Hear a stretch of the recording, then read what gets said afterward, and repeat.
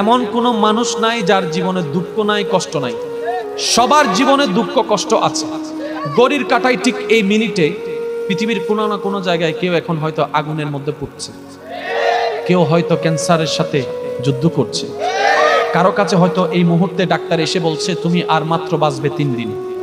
হয়তো কেউ এখন মৃত্যুর সাথে পাঞ্জা লড়ছে, কেউ বা হয়তো দুনিয়াতে মাত্র সন্তান জন্ম হয়েছে, মাটা মাত্র মারা গিয়েছে। আপনি একটু ঠান্ডা মাথায় দেখেন, আপনার চতুর্পাশে জানা অজানা প্রত্যেকটা মানুষ যার মুখে হাসি আসে, সেও কোনো না কোনো দুঃখে, কোনো না কোনো কষ্টে আছে। দুঃখ ছাড়া মানুষ হয় না, কষ্ট ছাড়া দুনিয়া হয় না, এটাই বাস্তবতা। আর এই চির বাস্তবতা, চির সত্য কথাটা যে যত দ্রুত মনের মধ্যে বসাই নিতে পারবে, সে তত দ্রুত সুখের সন্ধান পেতেই থাকবে। বলেন সুবহানাল্লাহ। একটা কথা সর্বদা মনে রাখবেন, আপনি যদি এখন পৃথিবীর সর্বশ্রেষ্ঠ দুঃখী মানুষটার পাশে যদি আপনি বসে থাকেন, তারপরও আপনার নিজেকে মনে হবে সবচেয়ে বড় দুঃখী। সেজন্য একটা কথা বলি, এটা দুনিয়া, এটা জান্নাত নয়। এখানে সুখ পাওয়া যাবে না, এখানে সুখের ছায়া পাওয়া যাবে। আসল সুখ তো জান্নাতে, আসল শান্তি তো জান্নাতে। মুমিনদের জন্য দুনিয়া হচ্ছে কারাগার, আর কারাগারে কখনো শান্তি পাওয়া যায় না।